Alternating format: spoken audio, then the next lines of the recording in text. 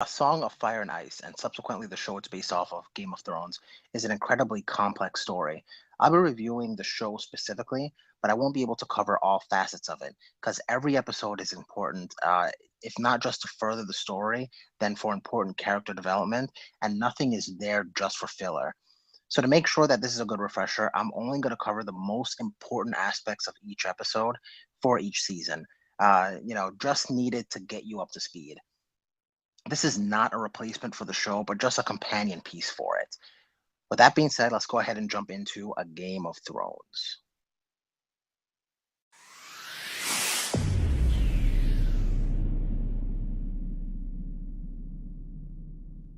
Season 1 picks up 17 years after Robert's Rebellion. For those of you who don't know or haven't seen it, I did make a video about Robert's Rebellion. The link will be below in the description.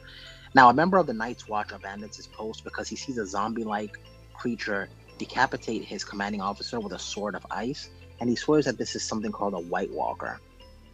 Now, for leaving his post, Eddard Stark, the Warden of the North, executes him with his great sword, Ice. Ice is what's called a Valyrian steel sword. It comes from, the name comes from the fact that it was made in Valyria. Valyria is a land where actually the Targaryens originally came from. They're the last family of Valyria, and people of the Valyrians, they were proficient in magic, so much so that it actually extended into their smith work. Somehow they were able to create steel that is lighter and stronger than any other material or metal in the world, and it also has some unknown properties that we're going to touch on later. One other thing that I want to touch on is that in Westeros, there are only two seasons. There's summer and there's winter. That is it.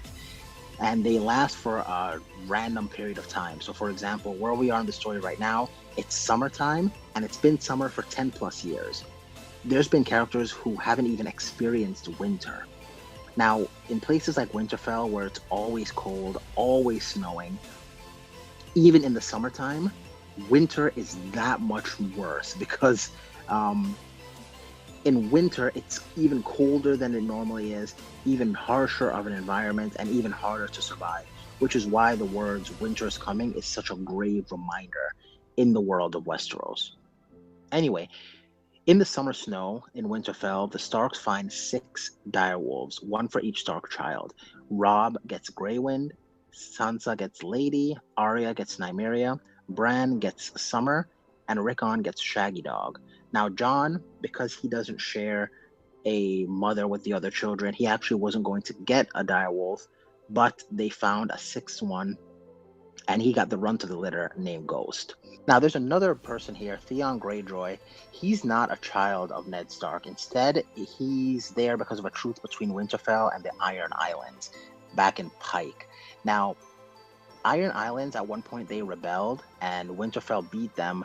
Now, to make sure that they would never rebel again, Ned took on their last son and heir to the throne of the Iron Islands, which is Theon, basically as a way to keep them from not attacking again, because if they attack Winterfell, then, there's a chance that Theon might be killed, and he's the last heir to their throne. So that's why Theon is there. Jon Arryn, the Hand of the King to Robert Baratheon, he's killed mysteriously, and a letter sent from Lysa Arryn to Catelyn saying that the Lannisters murdered him. Now, remember, Lysa Arryn is the sister to Catelyn Stark, and Lysa Arryn, of course, was the wife to Jon Arryn. Okay. Now, at this point, King Robert and his family, they arrive at Winterfell, the home of the Starks, to request that his longtime friend, Eddard Stark, be the new Hand of the King. Ned agrees, and he decides to bring his daughters Arya and Sansa, leaving back his sons Robb, Bran, and Rickon back at home. Robert also proposes that his son, Joffrey, who is heir to the throne, marries Ned's eldest daughter, Sansa, and Ned agrees to this as well. On a farewell dinner, Benjen Stark, the first Ranger of the Night's Watch, and also brother to Eddard Stark, comes to Winterfell, and Jon actually decides to go with him to join the Night's Watch. Now, why it's a big deal that he's a first Ranger is because the first Ranger is the person who goes north of the wall to complete any mission. So this is like one of the best people in the Night's Watch, and it just so happens to be Ned's brother, which is the uncle to the Stark children. Now, Bran Stark, he's actually a proficient climber, and he climbs this tower. He sees Jaime and Cersei Lannister in there. Now, keep in mind, Cersei Lannister is the queen. She's married to Robert Baratheon. And Jaime Lannister is Cersei's twin brother. Now, when Bran sees Cersei and Jaime in this tower, he actually sees them making love. And to protect the secret, Jaime pushes him out the tower, hoping that it would kill him, but instead it puts him in a coma. Jon Snow gives Arya a sword, and she names it Needle. Reason being is Arya is a tomboy. She doesn't really do typical female things. She likes fighting, things of that nature, but Sansa is really good at those things, like sewing. So basically, she names it this because she's always said that Sansa had a needle, but now Arya has a needle of her own. Now, on the other side of the world, across what's called the Narrow Sea, we have Viserys Targaryen, who claims that he's the rightful king of the Seven Kingdoms. Now, remember, before Robert took the throne, the line of succession was Aerys Targaryen, then he had his son, which if Aerys died, his son would take the throne. His son was Rhaegar Targaryen. If he died without a child, then it would go to his younger brother, which is Viserys Targaryen. Now, Viserys and his younger sister, Daenerys, they're, like I said, across the world, across the Narrow Sea. And Viserys sees himself as the rightful king of the Seven Kingdoms, and he's trying to get back his position. To do so, because he doesn't really have an army, what he did is he married off his He married off his sister, Daenerys, to a Dothraki horse lord named Khal Drogo. And the Dothraki, they are vicious fighters, so he's hoping that these fighters will help him to win back the throne. Now, on their wedding day, on the wedding day of Daenerys and Drogo, they meet a man called Ser Jorah Mormont from Bear Island, and he actually brings 3 petrified dragon eggs as a gift to Daenerys on her wedding day. Now, as Ned and his daughters, as well as Jon Snow, leave Winterfell, remember, Ned is off to King's Landing to serve as Hand of the King. And keep in mind, Hand of the King, what this is like the Vice President of the United States. This is the guy right below the king. So this is a big deal, having this position. And Jon Snow, he's actually leaving to go to the Wall to serve in the Night's Watch, which is kind of like the army, kind of like a standing army to protect the border, basically, is what the Night's Watch is. Now, as they're leaving, an assassin tries to kill Bran, the child who got pushed out of the window, while he's in a coma. However, his direwolf murders the would-be killer, and his mother, Catelyn, actually sees a specific dagger on the assassin, and she takes it for herself. Now, on the way to King's Landing, during a mishap, Arya and her friend Micah, who's the son of a butcher, they get into a fight with Joffrey. Basically, the result is the butcher's boy, he runs away, and this guy named Sandor Clegane, also called the Hound, he runs him down and basically murders Micah for, quote-unquote, hurting the prince. And now, at this point, because Arya's direwolf was involved, she actually runs it off, sends it away so that no harm will come to it. Then, as punishment for harming Joffrey, instead, the queen proposes that since there is another direwolf around, Sansa's direwolf, that it be killed. And Ned reluctantly agrees and has Lady killed. When they get to King's Landing, Ned is introduced to Varys. He's called the Spider and the Master of Whisperers. He gathers intel, basically. Grand Maester Pycelle. A Grand Maester is like think of it as a healer or a doctor, I suppose. Renly Baratheon. Renly is the brother to Robert Baratheon. There are 3 Baratheon brothers. We'll meet them soon enough. And Littlefinger. Littlefinger is the Master of Coin. So basically, he would be like he's in the Treasury Department, basically. Anyway, as he meets all these people, he finds out that actually the kingdom is in a great deal of debt. Catelyn Tully, she actually comes to Winterfell, and she's intercepted by Littlefinger and Varys to kind of help her hide. But Varys and Littlefinger, they reveal that this assassin's dagger that she found on him is made of Valyrian steel. So this is the second Valyrian weapon that we've seen so far. And they also mentioned that it was owned by Tyrion Lannister.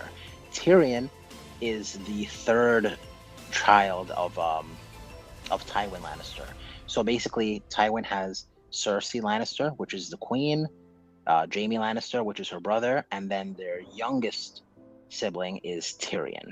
At the Wall, Jon Snow finally arrives, and Benjen Stark, his uncle, tells Jon Snow that as the First Ranger, it's his job to go north to kind of investigate recent quote-unquote disturbing reports. So he goes beyond the Wall, which apparently is one of the most dangerous places in the world. Back at King's Landing, Eddard Stark gets a guy named Syrio Forel to teach Arya how to use her sword. Syrio is known as the first Sword of Braavos. This is a really, really important meeting, since this is what starts Arya's interest in Braavos and basically their style of fighting. Tyrion was actually at the Wall with Jon Snow, and now that he's ready to leave, he actually stops by Winterfell because he hears that Bran woke up from his coma. However, he's completely paralyzed from the waist down, so feeling some sympathy for him, he gives him plans for a device that, if made, will allow him to ride a horse. Now, back at King's Landing, Ned Stark questions Grandmaster Pycelle about Jon Arryn's death and the night before he died. Now, Ned is told that Jon Arryn asked about a book called The Lineages and History of the Great Houses of the Seven Kingdoms. Basically, it's just history of, the children of, the kings and queens of the Seven Kingdoms. Now, it was Grandmaster Pycelle gives Ned this book. He also tells Ned that Jon Arryn kept saying, "The seed is strong." Ned then finds a boy working as a smith, and just by looking at him, asking him certain questions, he's able to determine that this is actually the bastard son of Robert Baratheon. Now, in a tavern, Catelyn Stark, she's coming from King's Landing to go back to Winterfell, and actually Tyrion is coming from Winterfell and he's going to King's Landing. So they're kind of passing in the middle at this tavern, and once they get there, Catelyn recognizes him and arrests him immediately because, remember, she was told that the dagger belonged to Tyrion. So she believes that Tyrion was the one that sent the assassin to kill her child.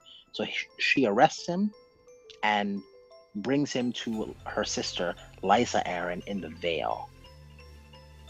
At a tournament in King's Landing, Sir Loras Tyrell, he defeats Gregor Clegane the Mountain in a joust, which is a really big deal because the Mountain, even though Loras is no pushover, the Mountain is deemed as one of the greatest fighters alive today in Westeros. So he beats him in a joust, and afterwards, Littlefinger, he actually makes a joke about Renly, quote-unquote, having Loras again, kind of letting him know that he knows that there's a thing between Loras and Renly Baratheon. Now, Varys tells Ned Stark that Jon Arryn was poisoned with something called the Tears of Lys, an odorless and tasteless drug that leaves no trace at all, and that if he doesn't keep an eye out, the same fate will befall his friend King Robert. So he knows that Robert's days are numbered. Now, Jorah Mormont, back across the Narrow Sea, we find out that he's working as a spy for the Seven Kingdoms, basically for Robert, because he sends word across the Narrow Sea to King's Landing that Daenerys is actually pregnant. Now, because of the fear that a Targaryen, who they believe, remember, that they are the rightful heirs to the throne, would be leading a Dothraki horde, these vicious fighters would be at their disposal, Robert plots to assassinate Daenerys, while Ned doesn't really think that it's such a big deal because despite how proficient of fighters they are, the Dothraki are pretty primitive in the sense that they don't sail. They don't go on boats, and they don't really sail bodies of water, and they're separated by the Narrow Sea. So he doesn't feel that the Dothraki are a big threat, but King Robert, he's pretty worried about the whole situation. Upon hearing that his brother was taken prisoner by Catelyn Stark, Jaime Lannister kills a bunch of men accompanying Ned Stark while he's tracking down a bunch of Robert's bastard children. Because remember, Gendry isn't the only bastard child of Robert. He has a bunch of different bastards running around. Now, the fight leaves Ned injured when a soldier steps in and kind of stabs him from the back right through his leg, so he actually has to hobble around with a cane. Because of the stress between the Lannisters and the Starks fighting and trying to kill Daenerys and all this stuff happening, Robert actually decides to go on a hunt, and he leaves Ned in charge of the kingdom until he returns. While Bran is riding a horse, he actually gets ambushed by some wildlings. Wildlings are people that are north of the wall. That's where they originate. Now, they're looking to steal his horse, but Robb and Theon actually fight them off, and they take the female wildling as a prisoner back to Winterfell. When Daenerys eats a horse's heart whole, like raw, as a trial, the entire Khalasar praises her, and this really makes Viserys jealous of her popularity. This is where it really starts to breed his kind of hatred for them praising her and not him. Back at the Vale, Tyrion is thrown into a sky cell as he awaits trial, but he demands a trial by combat. What that means is basically two people fight, sometimes one on the behalf of one party and then someone else on the behalf of the other. Whoever wins the fight wins the entire trial. Basically is how it works. He names one of Catelyn's travelers as a champion, Bronn. Now, Bronn actually wins and pushes his opponent through what's called the Moon Door. The Moon Door is a trap door in the floor of the Vale, and it has like it's something like 1,000-foot drop. So if you fall through this, death is imminent. Anyway, Tyrion wins and he gets released, and he's on his way back to King's Landing. In a conversation with Arya and Sansa, Ned explains to them that he's actually sending them back to Winterfell because things are getting so dangerous. This is when he realizes the term, the seed is strong, that Jon Arryn kept saying what it meant. It kind of came to him as an epiphany. What it means is that Robert's genes are really strong because all his bastards look just like him. But the children that live in the castle, basically Cersei's children, look nothing like him. They're all blonde. So this makes him think that perhaps they're not really Robert's children. They're not legitimately heirs to the throne. Now, back across the Narrow Sea, in a drunken fit of rage, Viserys threatens to kill his sister Daenerys while they're in this holy city for the Dothraki. In this city, they actually cannot spill blood. That's part of their religion. And he demands basically that they give him the crown that they promised, because they're not really taking him seriously. And he in his perspective, he gave them his sister. In exchange, they're supposed to help him get back the throne, but they're not really trying to help him do that. So he's saying, well, I'm going to kill the child in her stomach and take back my sister since you're not giving me what you promised. Now, at this point, Khal Drogo says that, yes, we will get you that crown that you so desperately want. You want a crown of gold that all men will tremble to behold, and that you will have it. At this point, they kind of grab him.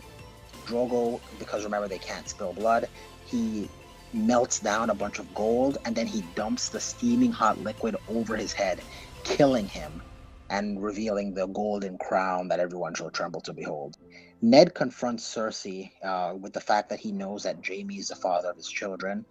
He tells her to leave the city and take her children with him, because once Robert returns to King's Landing, he's going to tell him the truth, and he's sure that Robert will probably want them killed. Soon after, Ned learns that Robert was fatally wounded by a boar during his hunt, and Robert blames drinking too much wine because of this. Now, Varys actually suspects that Lancel Lannister, which is Robert's squire and Cersei's cousin, he suspects him of perhaps doing something, tainting the wine to make him more susceptible to being harmed. With Robert's dying words, he names Ned Stark the King Regent, until Joffrey comes of age, which the throne will then pass to Joffrey. But remember, Ned doesn't think that Joffrey is a legitimate child of Robert. He believes that the next person in line would be Robert's oldest brother after him, which would be Stannis Baratheon. One of Varys' young spiders, or basically his spies, he calls his spies spiders, gives Jorah Mormont a royal pardon for setting up an assassination of Daenerys via a wine merchant.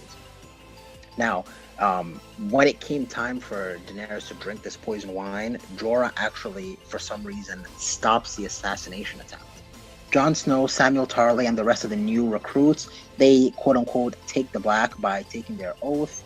And so basically what this means is now they are officially men of the Night's Watch. And because of this, they can never leave their post. They have to stay by the wall always. Now, back at King's Landing, Renly offers Ned 100 of his own personal guards and suggests that he attack the castle by taking Cersei and her children captive before they can devise a plan. Now, Ned refuses to do this because he feels that he's not going to attack children in their bed. But as soon as that decision is made, Renly takes his men and he leaves King's Landing like right away. Littlefinger proposes that Ned keeps Cersei's secret about who Joffrey's true father is and allow Joffrey to become king. Ned refuses, and he asks Littlefinger instead to help him by paying the City Watch, or what's called the Gold Cloaks, to side with him if a fight kind of ensues when they determine who should get the throne. Now, back at the Wall, Benjen Stark, his horse arrives without him on it, and it leaves Jon Snow kind of fearing the worst of what happened to Benjen. Cersei summons Ned Stark to the throne room the next morning, and they kind of argue as to who should be the king. Should it be Stannis or should it be Joffrey? Ned says that Stannis is the heir since Joffrey isn't really Robert's son. Of course, Cersei and Joffrey say otherwise. Now, when things come to blows, the Gold Cloaks, who Littlefinger promised would be on Ned's side, actually turn around and then they kill all of Ned Stark's men, and Littlefinger actually helps to capture Ned, betraying him basically. The Lannister knights continue to ambush all of the Stark royal men throughout the castle, including this guy named Meryn Trent. Him and his men confront Arya Stark while she's with Syrio Forel doing their sword fighting practice. Now, although Syrio easily fights off the other men with a wooden sword, you guys, he takes a wooden sword and basically knocks out all these guys in full armor.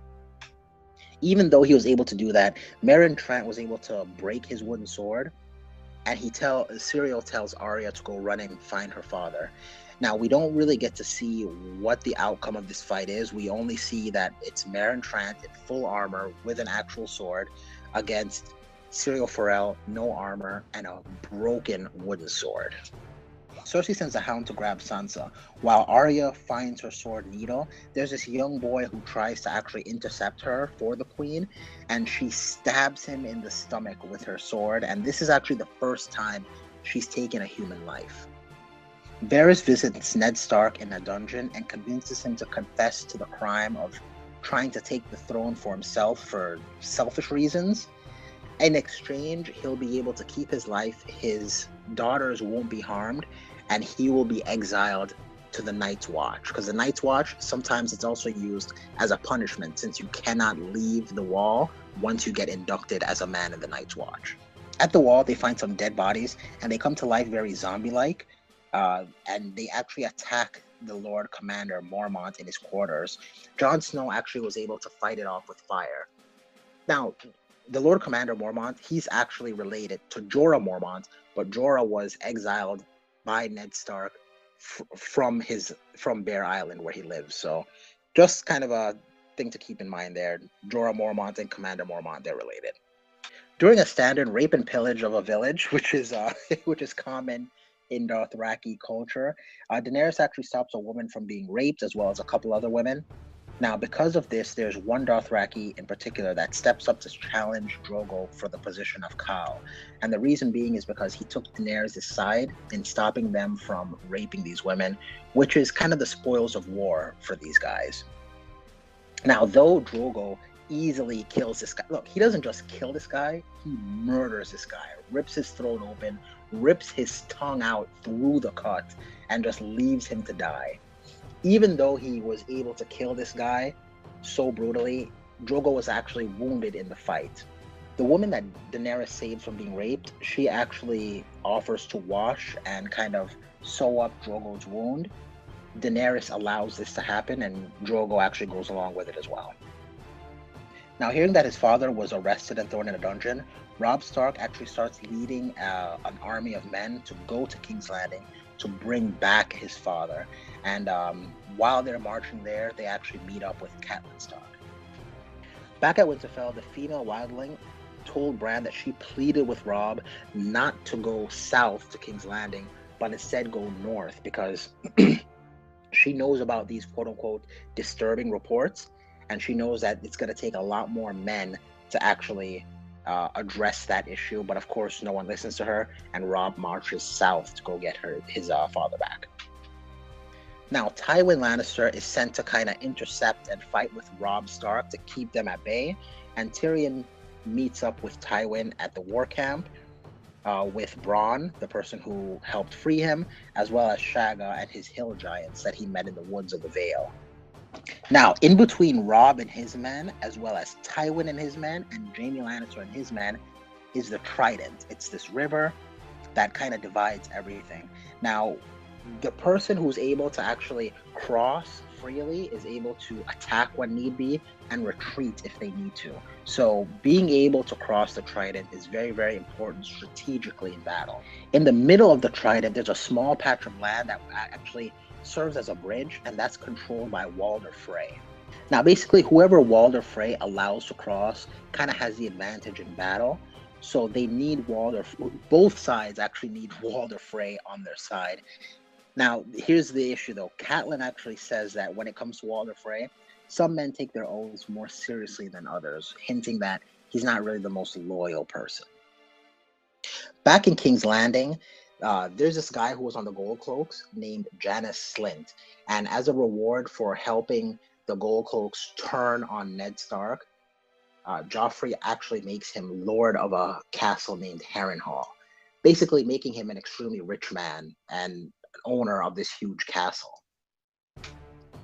Joffrey also, he takes this guy called Sir Barristan Selmy. He's a very, very famous knight, and he forcefully retires him as the captain of the Kingsguard. Also at this point, Sansa begs Joffrey for mercy for her father.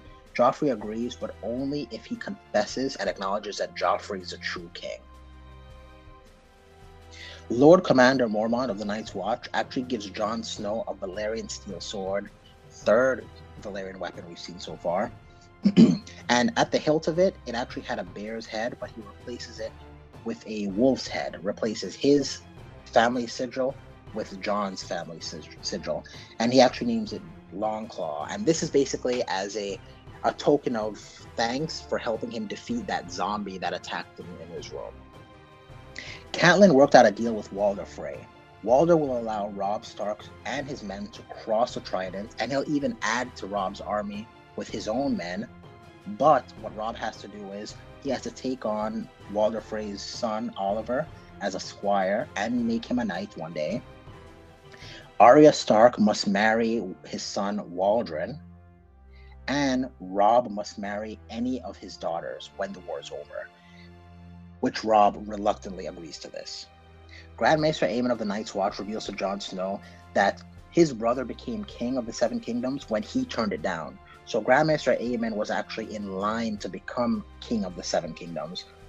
When his brother's reign was over, actually Aerys Targaryen succeeded his brother. So I know it's kind of confusing, but the brother of Grand Maester Aemon is the father to Aerys Targaryen, the Mad King, which actually makes Grand Maester Aemon a Targaryen that nobody knew about. So he tells Jon, when Jon wants to leave and help Robb in war, he lets him know that he understands where he came from, because when Robert attacked Aerys Targaryen, he wanted to go help, but he didn't. He kept to his vows, and he basically is kind of telling Jon that you too must keep to your vows. On the battlefield, Tywin tells Tyrion that he'll be fighting in the vanguard, basically, which is the front line of the battle. And shortly after that, Tyrion meets Shae, which is she's a woman of the night. Now, during the battle, the Lannister forces actually win, since the battle was actually a decoy for Robb Stark to attack Jaime Lannister's camp, and they actually win and then take Jaime Lannister as a prisoner. Across the narrow sea, Drogo becomes sick since the wound in his chest begins to fester. Jorah Mormont tells Daenerys to leave, since the hierarchy of a Khal is not the same as the hierarchy of a king. When Drogo dies, people will challenge for the position of Khal, and whoever wins becomes the new Khal. Now, to prevent any competition down the road, most likely that person who wins will, quote-unquote, pluck the child from her womb and feed it to the dogs. But despite the danger, Daenerys decides to stay by Drogo's side. Instead, Daenerys brings the same woman she saved from being raped to help Drogo, despite the other Dothraki showing their approval, saying, hey, this woman is bad news. Now, Daenerys says, help him, do not make him die at all costs, basically allowing her to use blood magic to save Drogo's life. At the very same time, Daenerys actually goes into labor. Back at King's Landing, Ned Stark is brought before the public to lie, basically, by confessing his crimes, to try and betray his friend and take the throne for himself for selfish reasons. In exchange, he'll be allowed to go to the Night's Watch. However, Joffrey ain't playing that, basically. Joffrey decides to behead him, and this guy named Sir Ilyn Payne, he's the royal executioner. He uses Ned's own sword, Ice, to behead him. Now, one of Ned's friends actually whisks away Arya and suggests that she disguise herself as a boy and brings her to, a bunch of other boys and men that are actually going to the Wall, including Gendry, the bastard son of Robert Baratheon. They're all kind of going to the Wall together, and this is to kind of keep Arya safe from the Lannisters. Now, with Robb Stark being better in the battlefield than they expected, Tywin actually retreats to Harrenhal and sends Tyrion to go to King's Landing to be acting Hand of the King, because Joffrey named Tywin the new Hand of the King. But since Tywin is kind of busy on the battlefield, he sends Tyrion to take his place. But one other thing he mentions, do not bring that whore with him to King's Landing. Now, at this point, Robb's men say that they won't bow to any king besides Robb and proclaim him the King of the North. Basically, what they're saying here is they're seceding from the Seven Kingdoms. Is the best way that I can put it. They want to be their own independent nation and not be a part of the Seven Kingdoms anymore. Daenerys, across a narrow sea, actually gives birth to a stillborn baby that's blind, twisted, and it's actually scaled like a lizard. We never see the baby, but that's what we're told. Now, realizing that this was the cost that she paid the woman that she saved from being raped, this was the cost that she paid for the blood magic, she demands to see what Drogo is like after the blood magic took place. And it turns out that Drogo is alive, he will live, but he's forever in a catatonic state. Basically, he's a vegetable. Now, most of the Khalasar, they actually end up leaving, since they prescribe to a certain philosophy that a cow that cannot ride, basically riding a horse, is no Khal at all. So they all abandon Khal Drogo and Daenerys. Back at the Wall, Lord Commander Mormont chooses Jon Snow to come with him beyond the Wall to investigate what happened to Benjen Stark. Now, back in the Narrow Sea, when Daenerys basically asks, why did this woman do this when she saved her from being raped, the woman confesses that she was actually raped many times before Daenerys actually stepped in to save her, and that all her friends and family were raped and killed in front of her. So she didn't really see this as see Daenerys saving her as really saving her, but just, the damage had already been done, basically. After of which, Daenerys actually performs a mercy killing on Drogo and suffocates him with a pillow. Now, Daenerys executes the woman who cursed Drogo by burning her alive with Drogo's body, where they're all like encased in this circular kind of pit with fire. Daenerys actually walks into the fire, and when the flames finally die, the smoke finally clears, Daenerys is unharmed, and then the 3 petrified dragon eggs actually hatch, and she has 3 baby dragons. That concludes the major plot points of Game of Thrones Season 1. I hope this was a good refresher, as well as I hope to see you back for the next video in the series when I go over the major events of Season 2 of Game of Thrones. Until next time, you guys, don't get beat up out there.